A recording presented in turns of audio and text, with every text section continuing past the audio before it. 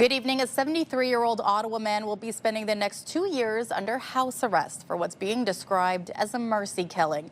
Nearly 4 years ago, Philippe Perez said he killed his ailing husband because they made a pact to free him of pain.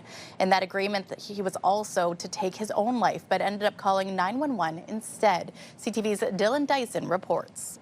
Love you, Phil. We love you, big guy. Supporters filled an Ottawa courtroom Tuesday for 73-year-old Philippe Perez's sentencing after he pled guilty to manslaughter. We're very pleased with the decision today. Perez is set to serve the next 2 years under house arrest after he killed his ill 87-year-old husband in what the judge described as an assisted suicide or mercy killing. Justice Phillips was very clear when he said this is absolutely mercy-killing assisted suicide case. It is nothing else than that. It falls squarely into that category. Richard Rutherford, a former principal dancer with the Royal Winnipeg Ballet, was dying from cancer. Justice Kevin Phillips recounted testimony that in the years prior to his death, Rutherford's body was shutting down. He refused mobility aids and long-term care homes and said he didn't want to go on like this and wanted to die in his own home. The two made a murder-suicide pact. Perez smothered Rutherford to death the night of April 15th, 2022, but was unable to take his own life. Obviously, we live in a society now that has accepted that an individual, under certain circumstances, has the right to ask to have their life ended. That's the medical assistance in dying regime.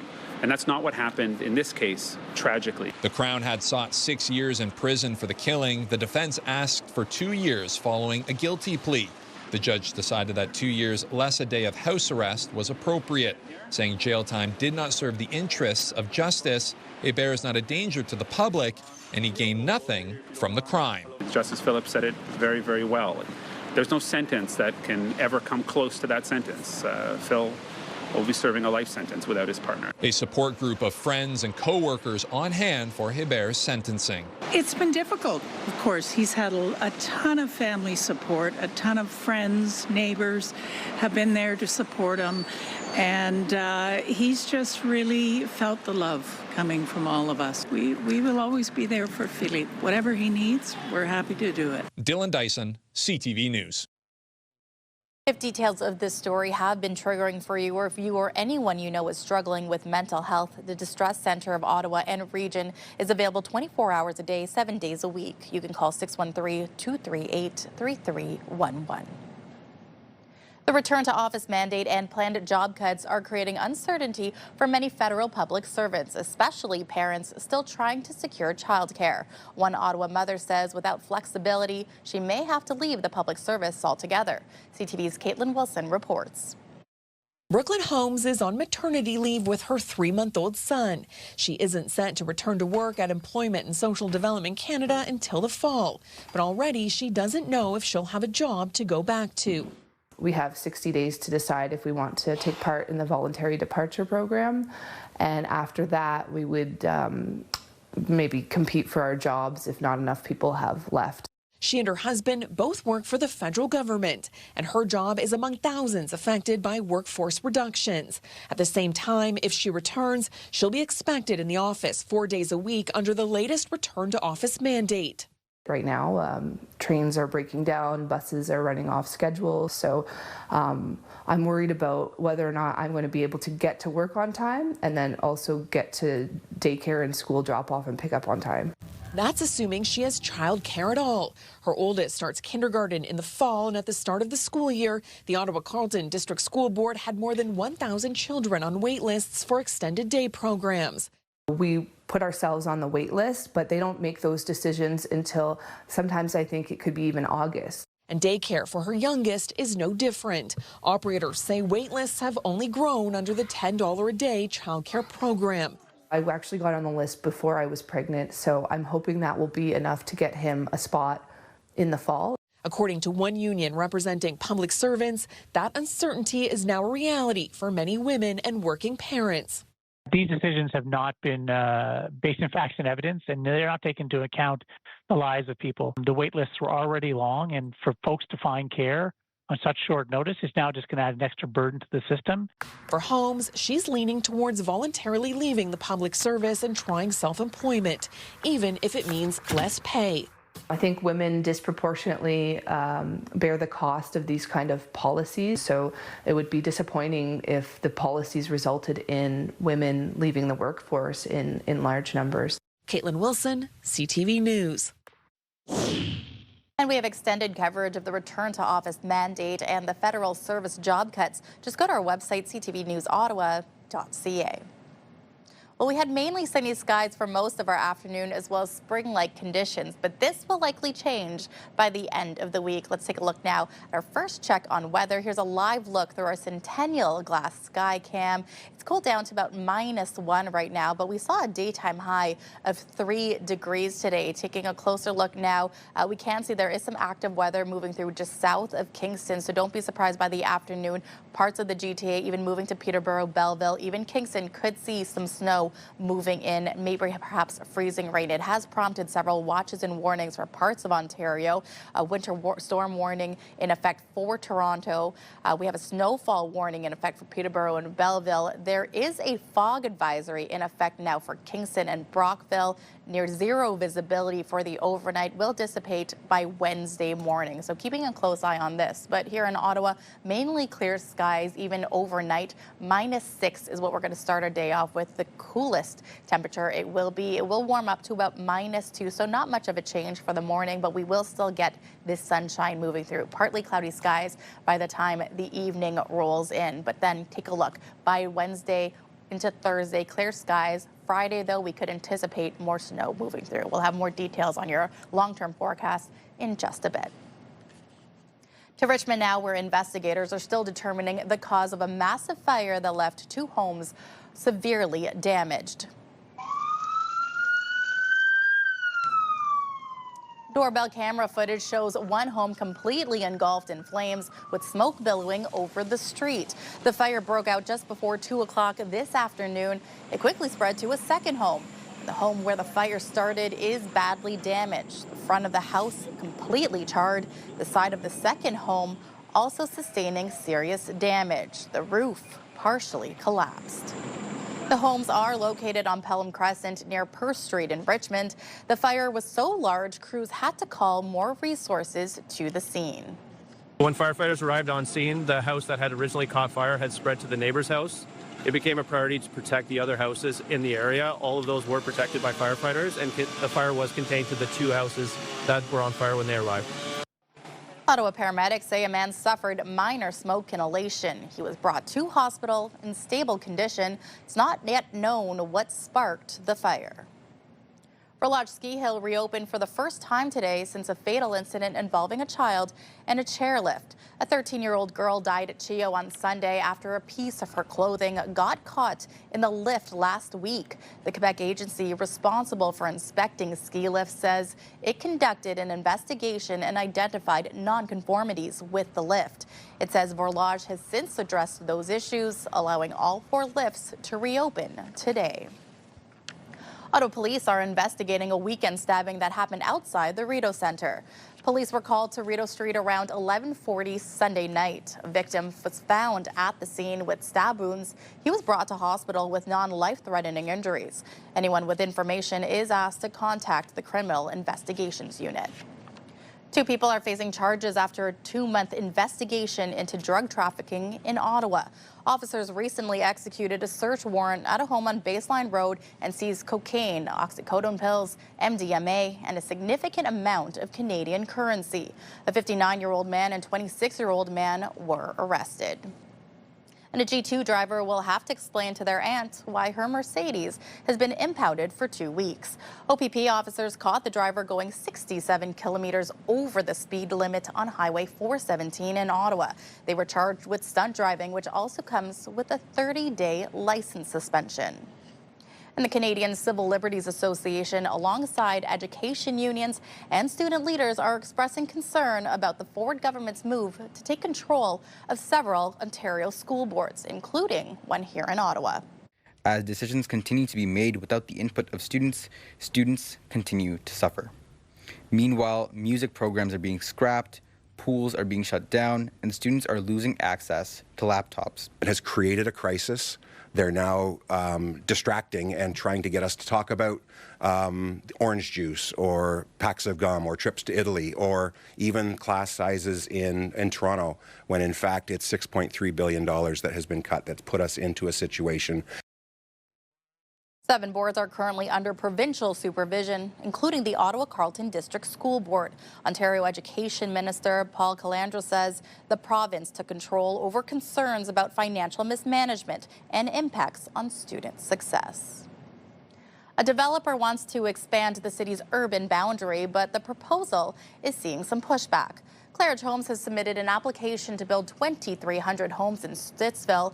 The development would be located on Flewillen and Fernbank roads, which is outside of the current urban boundary. Glenn Gower, the councillor for the area, says he does not support the proposal, noting the homes would be isolated with poor access to transit, schools, and retail. City staff will review the application and bring a recommendation to a city committee at a future date.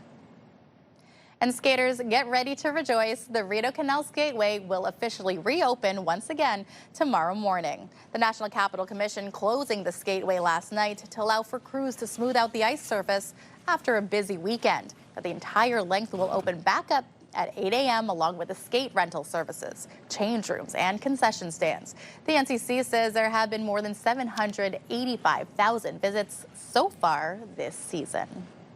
Our team, they're the best, the strongest. These women, man, you know, they're a good team. Celebrations in Ottawa after today's gold medal speed skating win at the Winter Olympics. We'll have more on the trio of women sparking a ripple effect of national pride, and 2 of them call the capital home. Aguilar on the other side of a great pass, looking for Happy Bullis, stopped on the line. It's not the result Atletico Ottawa was hoping for in the first round of the CONCACAF Champions Cup.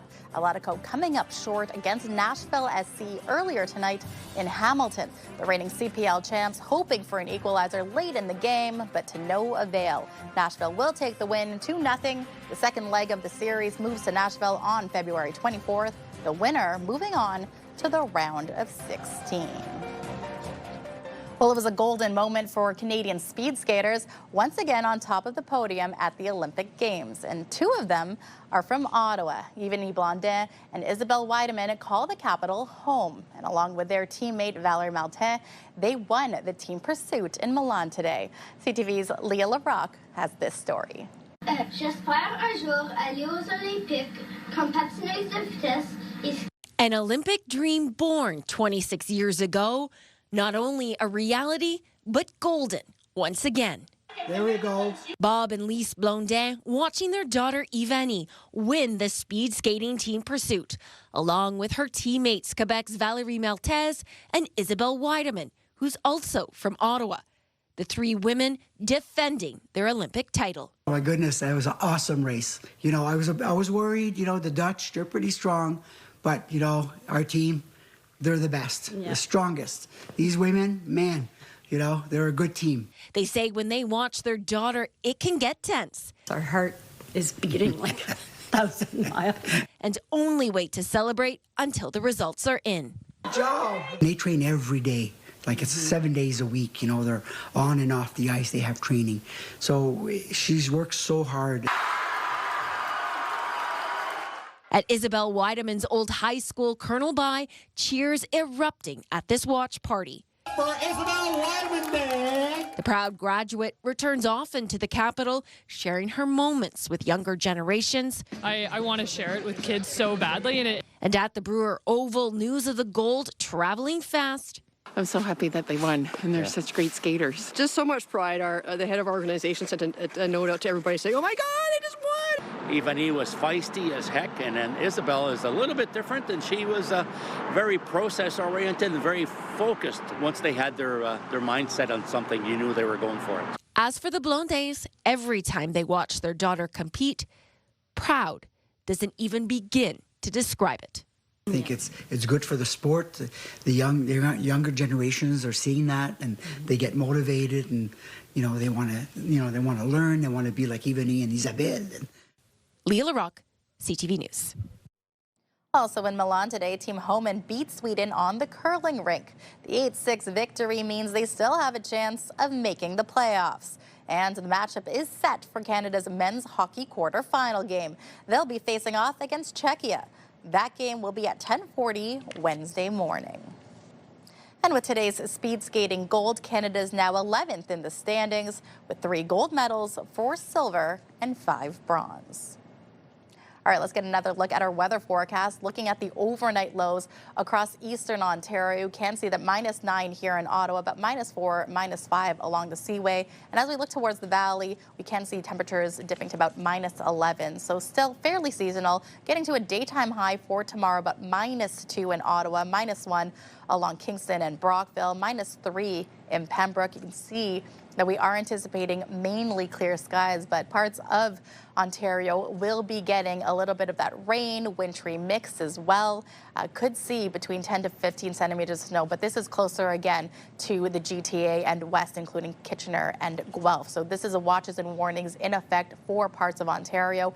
None here for Ottawa, but Brockville and Kingston right now is still under a fog advisory. It should clear by tomorrow morning. Now Wednesday for here in Ottawa, daytime high -2, Thursday -1. And again, overnight lows still in the minus double digits, but we are going to maintain daytime highs between -2, -3 degrees for the remainder of the week. Well, people around the world are ringing in the Lunar New Year, and Premier Doug Ford offered his best wishes to all those marking the occasion. Happy Lunar New Year, Ontario. As we welcome the Year of the Horse, I want to extend my best wishes to everyone celebrating across our great province. Prayers and performances were held in Beijing today as China ushered in the holiday. Meanwhile, here in Ottawa, a Lunar New Year parade will take place on Saturday in the Chinatown area along Somerset Street, west between Bronson Avenue and Bell Street. This is a tradition that St. Isabel has for Shrove Tuesday, where the Knights of Columbus come in and prepare pancakes for the entire school. Is the day Jesus fasted, like the 40 days? It's also Shrove Tuesday today. It's students and staff at St. Isabel Catholic School in Canada celebrating with a traditional pancake meal. For Christians, Shrove Tuesday is the feast day before Ash Wednesday, which marks the beginning of Lent. We have received the mandate to dismantle le bureau de projet. While it was still years away, some public servants may have been looking forward to the idea of a new tram service connecting Ottawa and Gatineau. But right now, there are concerns the funding for the project could be in jeopardy. Supporters of the University of Ottawa Heart Institute are helping light the capital red for Heart Month. BMAC Collision Group proudly supports the Institute and is helping raise awareness about the importance of heart health. Well, funding for Gatineau's proposed tram is now up in the air after the Quebec provincial government announced it's shifting the project away from the city, which the mayor calls unacceptable.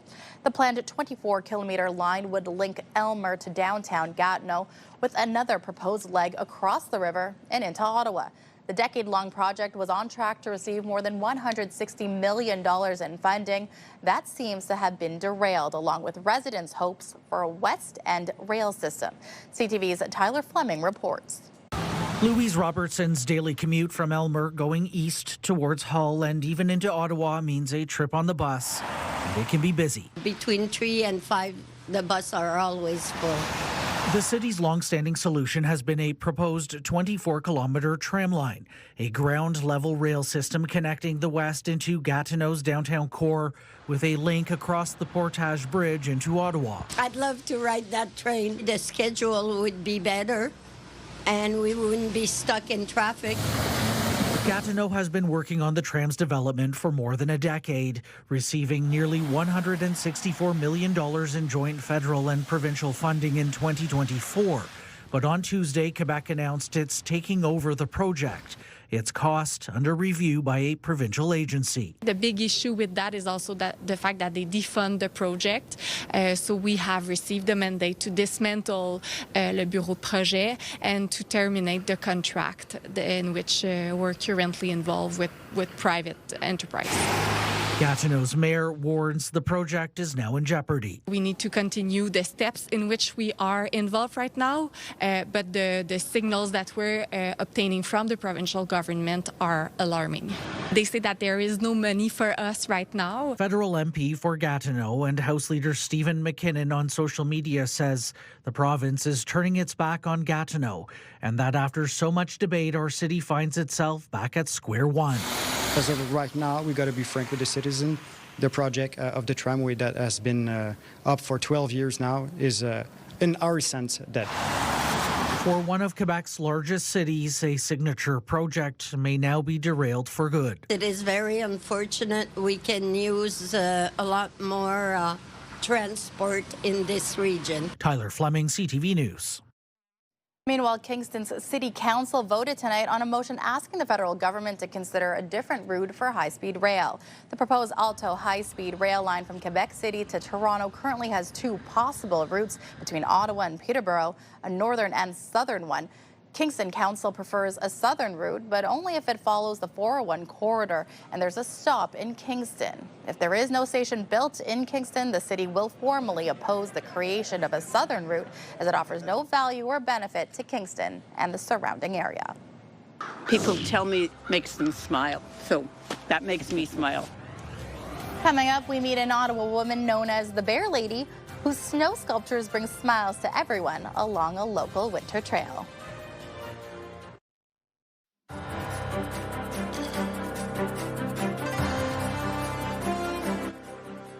A trail near the Ottawa River is home to more than a dozen bears. But don't worry, these aren't real. They're sculpted from snow.